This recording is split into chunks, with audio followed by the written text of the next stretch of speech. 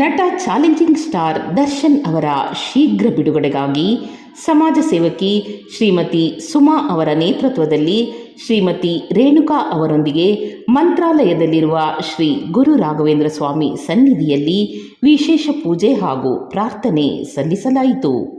ಬೆಂಗಳೂರಿನಿಂದ ದರ್ಶನ್ ಅವರ ಭಾವಚಿತ್ರವನ್ನು ಕೈಯಲ್ಲಿ ಹಿಡಿದು ಬಸ್ ಮೂಲಕ ಮಂತ್ರಾಲಯಕ್ಕೆ ತೆರಳಿದ ಸುಮಾ ಹಾಗೂ ಅವರ ತಂಡ ರಾಘವೇಂದ್ರ ಸ್ವಾಮಿಗಳ ದೇವಾಲಯದಲ್ಲಿ ವಿಶೇಷ ಪೂಜೆ ಸಲ್ಲಿಸಿದರು. ಬಳಿಕ ದೇವಾಲಯದ ಆವರಣದಲ್ಲಿ ದರ್ಶನ್ ಅವರ ಭಾವಚಿತ್ರವನ್ನು ಹಿಡಿದು ಭಕ್ತರೊಂದಿಗೆ ಹೆಜ್ಜೆ ನಮಸ್ಕಾರ ನಡೆಸಿ ದೇವಾಲಯದ ಸಂಪೂರ್ಣ ಪ್ರದಕ್ಷಿಣೆ ಮಾಡಿ ಅವರ ಶೀಘ್ರ ಬಿಡುಗಡೆಗಾಗಿ ಪ್ರಾರ್ಥಿಸಿದರು.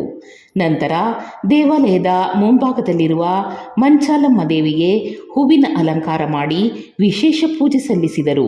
ಅಲ್ಲದೆ ದೇವಾಲಯಕ್ಕೆ ಆಗಮಿಸಿದ್ದ ಮುತ್ತೈದೆಯರಿಗೆ ಅರಿಶಿನ ಕುಂಕುಮ ಹಾಗೂ ಬಳೆಗಳನ್ನು ವಿತರಿಸಲಾಯಿತು. ಈ ವೇಳೆ ನೂರಾರು ಮಹಿಳೆಯರು ಅರಿಶಿನ ಕುಂಕುಮ ಸ್ವೀಕರಿಸಿ ದರ್ಶನ್ ಅವರ ಒಳಿತಿಗಾಗಿ ಹಾಗೂ ಶೀಘ್ರ ಬಿಡುಗಡೆಗಾಗಿ ಪ್ರಾರ್ಥನೆ ಸಲ್ಲಿಸಿದರು. ಇದಾದ ಬಳಿಕ ರಾಘವೇಂದ್ರ ಸ್ವಾಮಿಗಳ ಮಠದ ಗೋಶಾಲೆಗೆ ತೆರಳಿದ ತಂಡ ಗೋಮಾತೆಗೆ ಪೂಜೆ ಸಲ್ಲಿಸಿ ದರ್ಶನ್ ಅವರು ಕಾನೂನು ಸಂಕಷ್ಟದಿಂದ ಶೀಘ್ರ ಮುಕ್ತರಾಗಿ ಕುಟುಂಬ ಹಾಗೂ ಅಭಿಮಾನಿಗಳ ಬಳಿಗೆ ಮರಳಲಿ ಎಂದು ಪ್ರಾರ್ಥಿಸಿದರು. ಅಲ್ಲಿದ್ದ ಇತರ ಭಕ್ತರು ಈ ಪ್ರಾರ್ಥನೆಯಲ್ಲಿ ಭಾಗಿಯಾಗಿ ದರ್ಶನ್ ಅವರ ಶೀಘ್ರ ಬಿಡುಗಡೆಗಾಗಿ ಹಾರೈಸಿದರು. ಒಟ್ಟಾರೆಯಾಗಿ ದರ್ಶನ್ ಅವರು ಕಾನೂನು ಸಂಕಷ್ಟದಿಂದ ಪಾರಾಗಿ ಶೀಘ್ರ ಬಿಡುಗಡೆಯಾಗಲಿ ಎಂಬುದು ಅಲ್ಲಿದ್ದ ಭಕ್ತರ ಹಾಗೂ ಅಭಿಮಾನಿಗಳ ಪ್ರಮುಖ ಆಶಯವಾಗಿತ್ತು.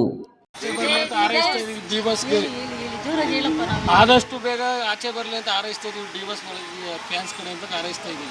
ದರ್ಶನ್ ಅಣ್ಣಂಗೆ ದರ್ಶನ್ ಅಣ್ಣಂಗೆ ದರ್ಶನ್ ಅಣ್ಣಂಗೆ ಶ್ರೀ ರಾಘವೇಂದ್ರಾಯ ನಮಃ. ನಾವು ಏನಕ್ಕೆ ಬಂದಿದ್ದೀವಿ ಅಂದರೆ ಇಲ್ಲಿ ರಾಘವೇಂದ್ರ ಸ್ವಾಮಿಗೆ ದರ್ಶನ್ ಅಣ್ಣ ಬೇಗ ಬಿಡುಗಡೆ ಆಗಲಿ, ಸುಪ್ರೀಂ ಕೋರ್ಟಲ್ಲಿ ಬೇಲ್ ಸಿಗಲಿ ಅನ್ನೋದೇ ನನ್ನ ಅಭಿಪ್ರಾಯದಿಂದ ಬಂದು ಮಂಚಾಲಮ್ಮನಿಗೆಲ್ಲ ಪೂಜೆ ಕೊಟ್ಟು ಹೂವಿನ ಅಲಂಕಾರ ಎಲ್ಲ ಮಾಡಿಸಿದ್ದು ಸರ್. ಈಗ ಆಮೇಲೆ ರಾಯರನ್ನ ದರ್ಶನ ಮಾಡಿ ಗುರುಗಳ ದರ್ಶನ ಮಾಡಿ ಗುರುಗಳಿಂದ ಆಶೀರ್ವಾದ ತೊಗೊಂಡಿದ್ದೀವಿ ಒಳ್ಳೆಯದಾಗಲಿ ಅಂತ.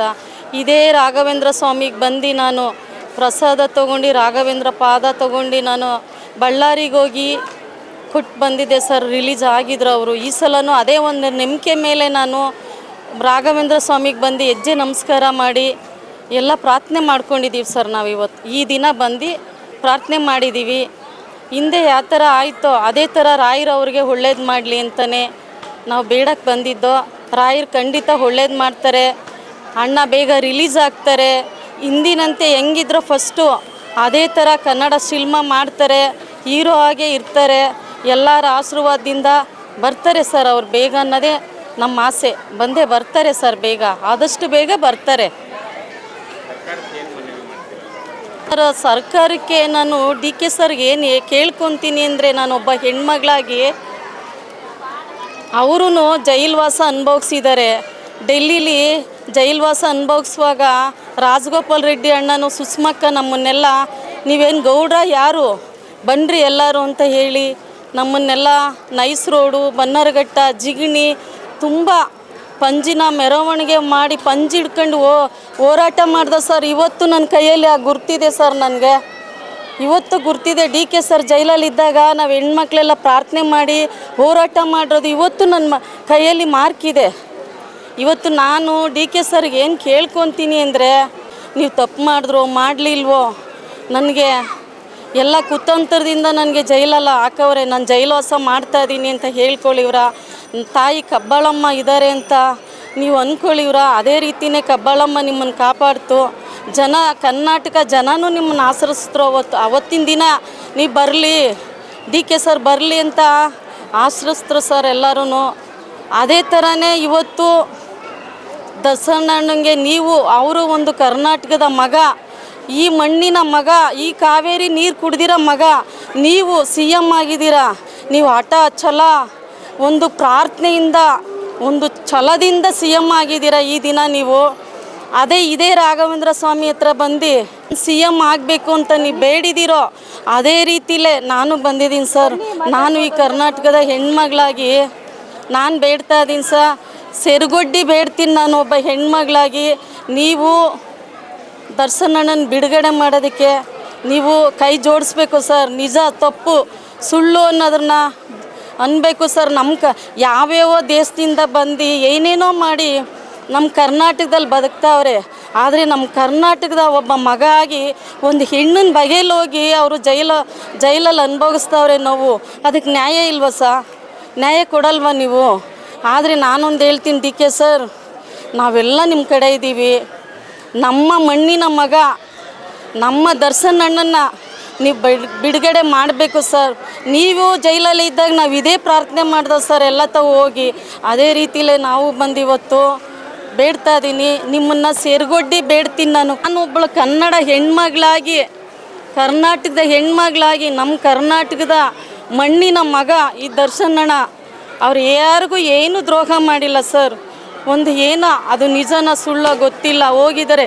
ನಾನು ಸೆರಗೊಡ್ಡಿ ಬೇಡ್ತಾ ಇದ್ದೀನಿ ಡಿ ಕೆ ಸರ್, ದರ್ಶನ್ ಅಣ್ಣನ ಬೇಗ ರಿಲೀಸ್ ಮಾಡೋಕ್ಕೆ ನೀವು ಸಪೋರ್ಟ್ ಮಾಡಿ. ನಾವೆಲ್ಲ ನಿಮ್ಮ ಜೊತೆ ಇರ್ತೀವಿ ನೀವೆಲ್ಲ ಏನು ನೋವು ಅಂತ ಬಂದಿದ್ದೀರಾ, ನಿಮಗೆಲ್ಲ ಗೊತ್ತಾಗಿದೆ. ನೀವು ಅವ್ರಿಗೆ ಬಿಡುಗಡೆಗೆ ನೀವು ಸಪೋರ್ಟ್ ಮಾಡಬೇಕು ಸರ್. ನಾನು ಸೆರಗೊಡ್ಡಿ ಬೇಡ್ತಾ ಇದ್ದೀನಿ ಸರ್, ಅವರು ಬೇಗ ಬಿಡುಗಡೆ ಆಗಲಿ ಅಂತ ಅವರು ನೂರಾರು ಜನ ಹೆಣ್ಮಕ್ಳ ಜೊತೆಲಿ ಆ್ಯಕ್ಟಿಂಗ್ ಮಾಡಿದ್ದಾರೆ. ಆದರೆ ಒಂದು ಹೆಣ್ಮಕ್ಳು ಅವ್ರ ಮೇಲೆ ಯಾವುದೂ ಅಪವಾದ ಹೊರಿಸಿಲ್ಲ ಆದರೆ ಒಂದು ಹೆಣ್ಮಗಳು ಮಾನ ಪ್ರಾಣ ಕಾಪಾಡೋಕ್ಕೋಸ್ಕರ ಹೋಗಿ ಇವತ್ತು ಅವ್ರು ಜೈಲು ಪಾಲಾಗಿದ್ದಾರೆ. ಆದ್ರೂ ನ್ಯಾಯ ನೀತಿ ಇರಬೇಕು ಅದೇ ಇವತ್ತಿನ ದಿನ ಅದೇ ಅಂಬರೀಷ್ ಅಣ್ಣ ಇದ್ದಿದ್ರೆ ದರ್ಶನ್ ಅಣ್ಣ ಒಳಗಿರ್ತಾ ಇರಲಿಲ್ಲ ಸರ್. ಈ ದಿನ ಒಳಗಿರ್ತಾ ಇರಲಿಲ್ಲ. ನ್ಯಾಯ ನೀತಿನ ವಾದ ಮಾಡಿರೋರು ಅಂಬರೀಷ್ ಸರು ಕರ್ಕೊಂಬಂದೇ ಬಂದಿರೋರು ಸರ್. ಅಂಬರೀಷ್ ಅಣ್ಣ ಇವತ್ತು ಈ ಪರಿಸ್ಥಿತಿ ಬರ್ತಾ ಇರಲಿಲ್ಲ. ಆದರೂ ಅವರು ತಪ್ಪು ಮಾಡಿದಾರೋ ಮಾಡಿಲ್ವೋ 2 ವರ್ಷ ಅನುಭವಿಸ್ತಾವ್ರೆ. ಅದಕ್ಕಿಂತ ಅಪ್ಪನದು ಮಾಡಬಾರ್ದು ಮಾಡಿ ಎಲ್ಲ ಒಳಗಿರೋರು ಇದ್ದಾರಲ್ಲ ಬೆಜ್ಜಾನ್ ಜನ ಮಾಡಬಾರ್ದು ಮಾಡಿದ್ದಾರೆ. ಕಣ್ಣಿಲ್ವಾ ನಮ್ಮ ಸರ್ಕಾರಕ್ಕೆ? ಕಣ್ಣಿಲ್ವಾ ನಮ್ಮ ಜನಗಳಿಗೆ? ಕಣ್ಣಿಲ್ವಾ? ದೊಡ್ಡವರು ಈ ಇಡೀ 6 ಕೋಟಿ ಜನಗಳು, ಇಡೀ ಕರ್ನಾಟಕ ಜನ ಅಯ್ಯೋ ಅಂತ ಬೇಡ್ತಾ ಇದ್ದಾರೆ. ಡಿ ಕೆ ಸರ್, ಎಲ್ಲರದು ಬಿಟ್ಟಾಕಿ ನೀವಾದರೂ CM ಆದಾಗ ನ್ಯಾಯ ನೀತಿನ ಯೋಚನೆ ಮಾಡಿ ಸರ್. ನೀವು ಡಿ ಕೆ ಸರ್ ನ್ಯಾಯ ನೀತಿ ಯೋಚನೆ ಮಾಡಿ. ಸಾಕು ಇಲ್ಲಿವರೆಗೂ ಕೊಟ್ಟಿದ್ದು. ಅವನು ನಮ್ಮ ದೇಶದ ಮಗ, ಈ ಮಣ್ಣಿನ ಮಗ, ಈ ಕಾವೇರಿ ನೀರು ಕುಡ್ದು ಬದುಕಿರೋ ಮಗ, ಕಷ್ಟಪಟ್ಟು ಶ್ರಮಪಟ್ಟು ಮೇಲೆ ಬಂದಿರೋ ಮಗ ದರ್ಶನ್ ಅಣ್ಣ. ಸಾಕು ಸರ್, ಅವ್ರಿಗೆ ಕೊಟ್ಟಿರೋ ಪನಿಷ್ಮೆಂಟು ಬಿಡುಗಡೆ ಮಾಡಿ, ಒಳ್ಳೆಯದಾಗಲಿ ಅವ್ರಿಗೆ. ಒಂದು 80 ವರ್ಷದ ಅಜ್ಜಿ ಮೊನ್ನೆ ಶುಕ್ರವಾರ ದಿವಸ ದೇವಸ್ಥಾನದ ಹತ್ರ 80 ವರ್ಷ ಅಜ್ಜಿ, 75 ವರ್ಷ ಅಜ್ಜಿಗೆ. ಆದರೆ ಅಜ್ಜಿ ಅವ್ರ ಫಿಲಮ್ ನೋಡಿ ಬೆಳೆದಿಲ್ಲ, ಅವ್ರ ಫಿಲಮ್ ನೋಡಿಲ್ಲ. ಆದರೆ ಸರಿ ತಪ್ಪು ಅನ್ಯಾಯ ನಡೆದಿದೆ. ಒಬ್ಬ ವ್ಯಕ್ತಿಗೆ ನೋವು ಪಡ್ತಾ ಇದ್ದೇನೆ ಅಂತ ಆ ಅಜ್ಜಿರು ನೋವು ಪಟ್ರಲ್ಲ ಅವ್ರು ಅರ್ಥ ಮಾಡ್ಕೊಂಡಿದ್ದಾರೆ. ಅದೇ ನೀವೆಲ್ಲ ಅರ್ಥ ಮಾಡ್ಕೊಳಕ್ಕಾಗಲ್ವಾ? ಬಿಡುಗಡೆ ಆಗಲಿ ಸರ್. ನಾವೇನು ದರ್ಶನ್ ಅಣ್ಣ ಬನ್ನಲಿ ಇದ್ದು ಅಂತಲ್ಲ, ಒಂದು ಒಳ್ಳೆ ಅವ್ರು ಮಾಡಬಾರ್ದು ಮಾಡಿ ಏನು ಹೋಗಿಲ್ವಲ್ಲ ಅವರು ಅಸಭ್ಯವಾಗಿ ನಡ್ಕೊಂಡಿದ್ರಿಂದ ಅದು ಕೇಳಕ್ಕೆ ಹೋಗಿ ಇವತ್ತು ಅವರು ಈ ನೋವು ಅನುಭವಿಸ್ತಾ ಇದ್ದಾರೆ. ಬೇಗ ದರ್ಶನ್ ಅಣ್ಣ ಬಿಡುಗಡೆ ಆಗಲಿ. ನಾನು ಹೇಳ್ತಾ ಇದ್ದೀನಿ, ಈ ರಾಯರ ಮುಂದೆ ಅವ್ರಿಗೆ ಆಯುಷು ಆರೋಗ್ಯ ಶಕ್ತಿ ಕೊಟ್ಟು ಈ ರಾಯರು ಅನುಗ್ರಹ ತೋರಿಸಿ ಅತಿ ಶೀಘ್ರದಲ್ಲೇ ಬಿಡುಗಡೆ ಆಗ್ತಾರೆ ದರ್ಶನ್ ಅಣ್ಣ. ರಾಯರು ಅವ್ರ ಮೇಲೆ ಕರುಣೆ ತೋರಿಸ್ತಾರೆ.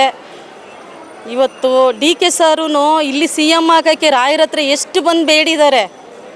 ಅದೇ ಥರನೇ ದರ್ಶನ್ ಅಣ್ಣನೂ ಬೇಡಿಕೆ ಈಡೇರಲಿ ಸರ್. ನೀವು ಹೆಂಗೆ ಈಡೇರಿದ್ರು ಅವ್ರ ಬೇಡಿಕೆನೂ ಈಡೇರಲಿ, ಒಳ್ಳೆಯದಾಗಲಿ ನಾನು ಒಬ್ಬಳು ಹೆಣ್ಮಗಳಾದವಳು ದರ್ಶನ್ ಅಣ್ಣನ ಬಗೆಯಲ್ಲಿ ಮೆಜೆಸ್ಟಿಕಲ್ಲಿ ಅಂಗವಿಕಲರು ಎಷ್ಟು ಜನ ಇದ್ದಾರೋ ಮಧ್ಯಾಹ್ನ ಟೈಮು ಊಟ ಅರೇಂಜ್ಮೆಂಟ್ ಮಾಡ್ತಾಯಿದ್ದೀನಿ. ಒಂದು ಟೈಮು ಇವಳು ರೇಣುಕಾ ಅಂತ ಮನೆ ಕೆಲಸಕ್ಕೆ ಹೋಗ್ತಾಳೆ.